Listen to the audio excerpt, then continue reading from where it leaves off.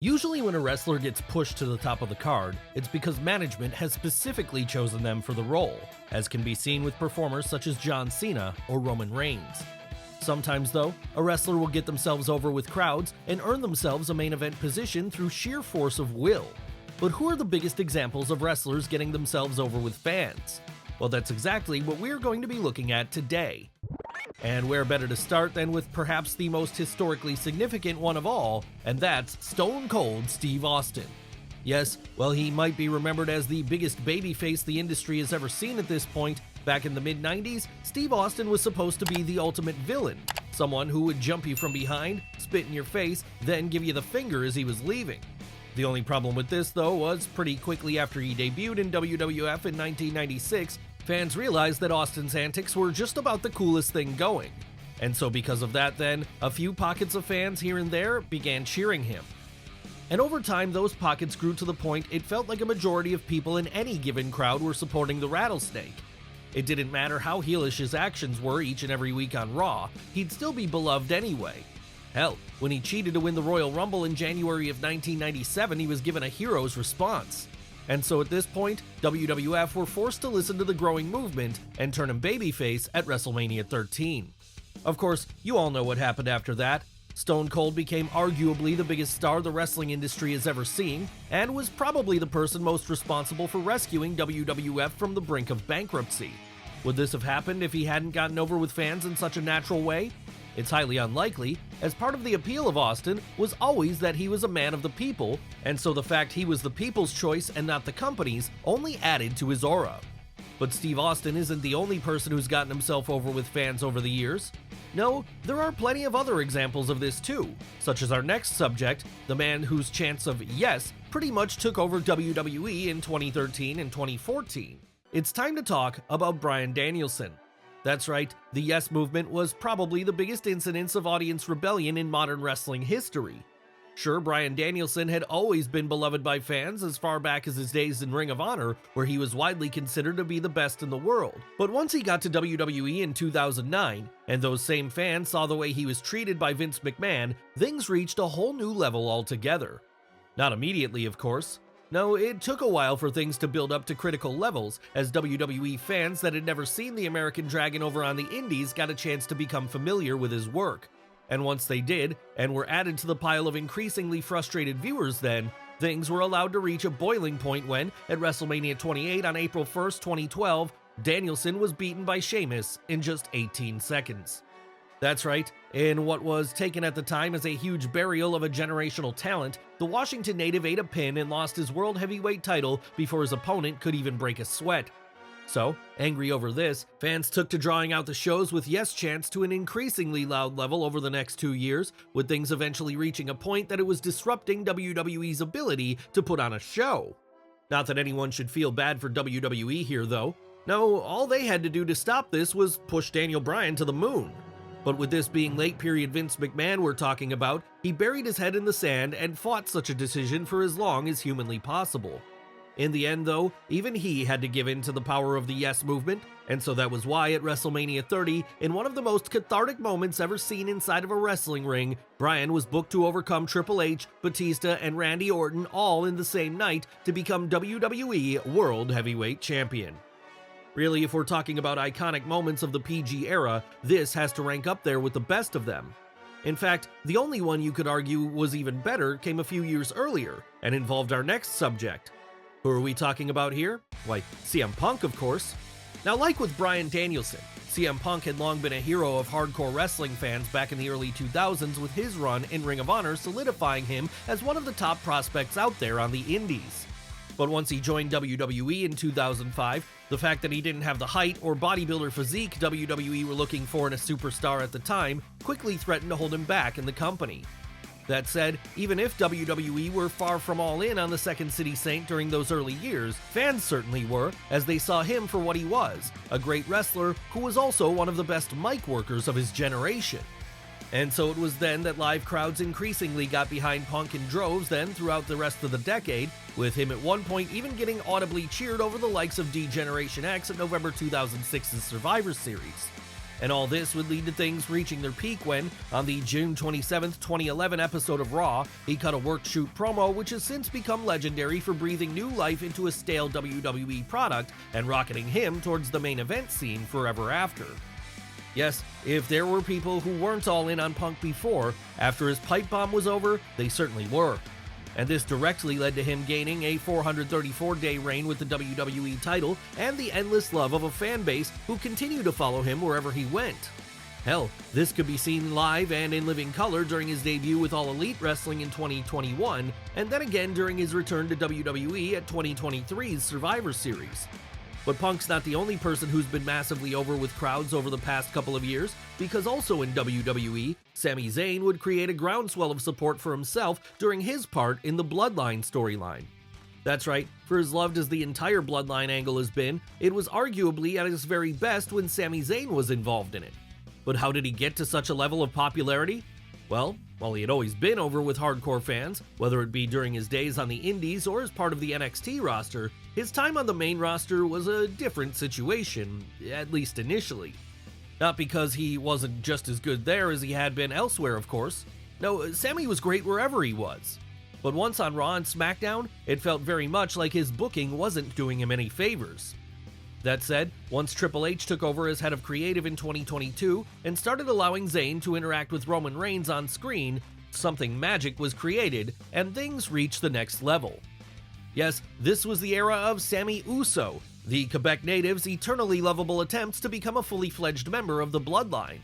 And so good would he be in this role, it lifted the company itself to levels of popularity it hadn't seen in decades, with his eventual turn on the Tribal Chief at January 28, 2023's Royal Rumble being one of the most heated moments in recent memory.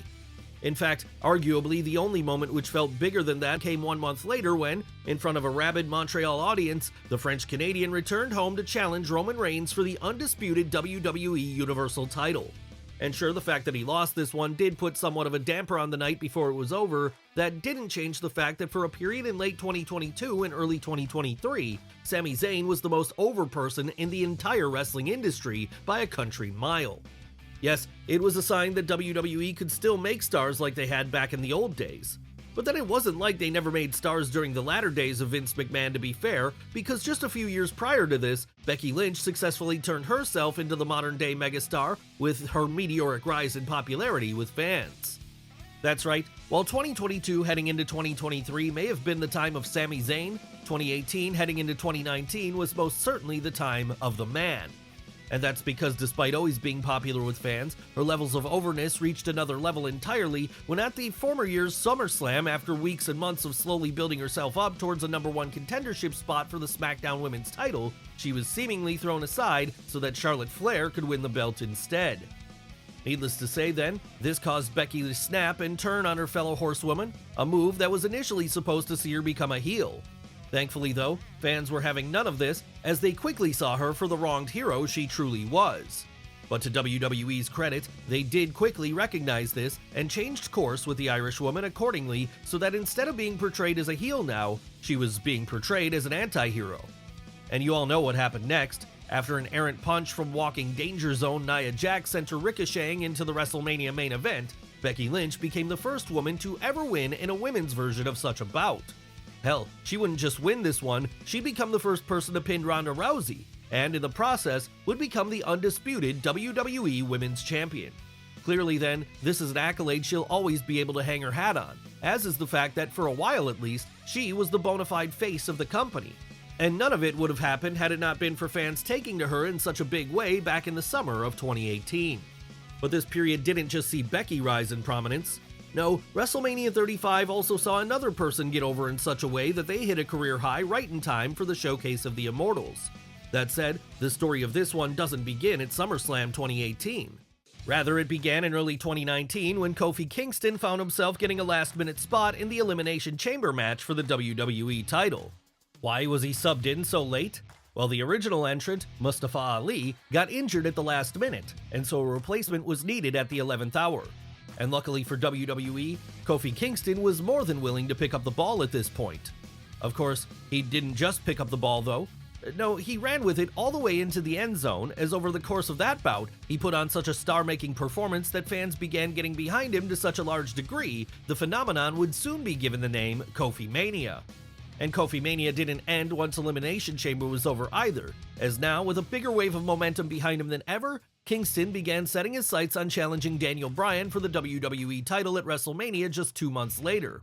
Sure, he and his New Day stablemates would have to jump through some hoops in order to get to this goal, but with audiences going crazy for them every step of the way, they were motivated that much more. And as a result, once it came time for the granddaddy of them all on April 7th, Kofi would not only get his shot at the American Dragon, but he'd beat him to win the gold.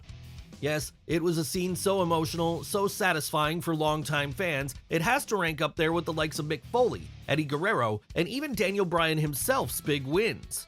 After all, this was just as much fans getting their moment as it was Kofi getting his. And because it was such a shared experience, it felt all the more powerful as a result. Really, you could argue that as Sami Zayn never reached the mountaintop, nothing since has ever been able to match this one. Could someone get to that point again one day? Maybe, and who knows? Maybe it'll even be our next subject, as he's already gotten himself over with fans in a major way. Who are we talking about this time? Who else but L.A. Knight? Yeah! Sure, he may have already gotten a shot at Roman Reigns himself recently and come up short, but that doesn't mean everyone's favorite current cult WWE hit won't get another opportunity again before all is said and done. After all, in the space of just 2 years, he's gone from the bottom of the barrel as Max Dupree, the manager of the awesome but going nowhere except the undercard Maximum Male Models, all the way to the top of the card as L.A. Knight. Why has he gotten so popular so quickly? Maybe it's the nostalgic itch he scratches, as he's pretty much what would happen if you mixed the characters of Steve Austin and The Rock and placed them in modern-day WWE. Or maybe it's the fact that he's been so undervalued for so long, once audiences realized how good he was, they wanted to make up for lost time.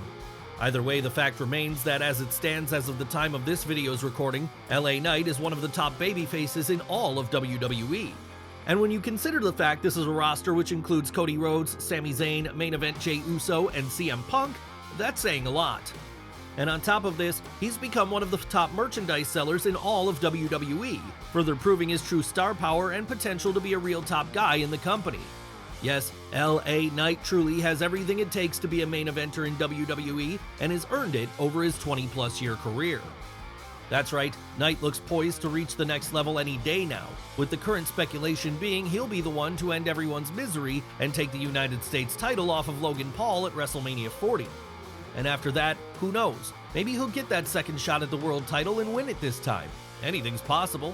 Hell, if you need any evidence of this statement being true, just look at how quickly the fortunes of our next subject, Damien Mizdow, changed when he started getting over with fans in 2014.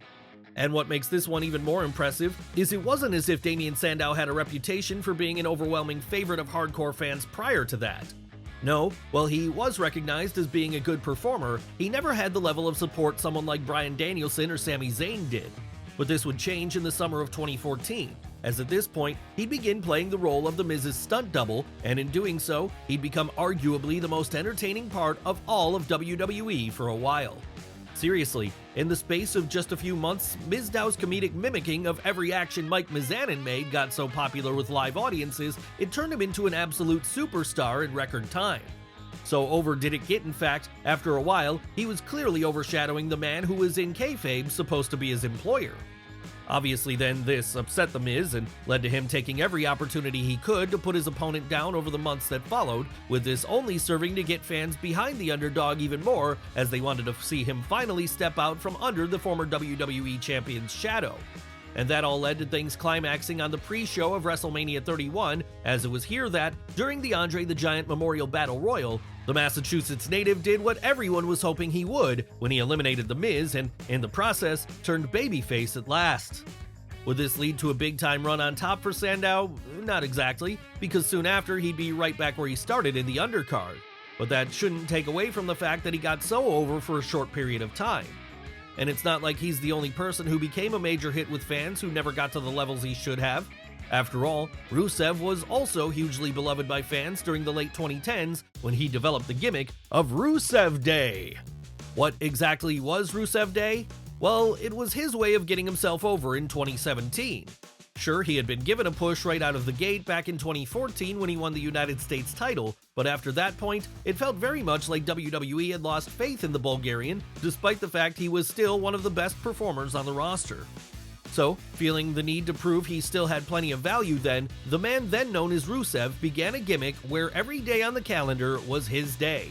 And while this could have been stupid in the wrong hands, it was brilliant in his. So, it's no surprise that fans quickly got behind this one and started chanting Rusev Day en masse every time he was on screen then. Sadly though, for whatever reason, Vince McMahon just didn't see anything in this one. And on that particular occasion, no amount of fan revolt was going to change his decision to keep Rusev in the mid-card. Hell, so little did he see in him, despite the fact audiences were massively into this new gimmick everywhere they went, he'd even be released from his contract in 2020, with him then moving over to All Elite Wrestling. But with it being rumored his AEW contract is coming up in the next year or so, there's every possibility he'll return to WWE at that point, as with Triple H now in control of the main roster's destiny, something like Rusev Day would be far more well received backstage today. And Rusev isn't the only one who'd likely be better received for his creativity in getting over with fans in modern-day WWE, as our next subject, Zack Ryder, would no doubt be treated similarly. After all, this is the man who turned himself into an absolute phenomenon in 2011. And the way he did that was to utilize the internet in a way no other wrestler before him had. Seriously, years before the Young Bucks were making waves with being the Elite, the man currently known as Matt Cardona was beating them to the punch by starting his own YouTube series entitled Z, True Long Island Story. Obviously then, this appealed to a younger demographic than WWE were used to appealing to at the time, and led to a whole wave of fan interest for Ryder, which hadn't been there before. Hell, so over did he get that during one promo segment with The Rock later that year, fans drowned out the great one with chants of "We Want Ryder." Unfortunately for Long Island Ice Z though, Vince McMahon wouldn't capitalize on this momentum. Rather, he'd outright bury the performer for daring to get over on his own. And that's a true shame because, as it was never really taken to the level it could have gone to, some fans have since forgotten just how over Zack Ryder truly was back in 2011. But it's not like it's been all bad for him since, because the fan support he gained back then has remained strong enough that, even in his post-WWE career, he's been able to carve out a nice spot for himself as the King of the Indies, a man now more likely to be found having a chaotic death match with Nick Gage over in GCW than going 3 minutes with Baron Corbin on an episode of Raw. So good is he in this role currently, in fact, if he ever does go back to WWE, he'd have to be placed in a bigger role at this point, as with the support of audiences willing him on, he's proven he can be far more than he ever was allowed to be in the major leagues during his first run there. And that just goes to show you the importance of fans taking to someone organically and getting them over then, because if a performer can do this, they'll have a connection with them which will last for the rest of their careers and beyond, keeping them strong and in work forevermore, no matter where else life takes them.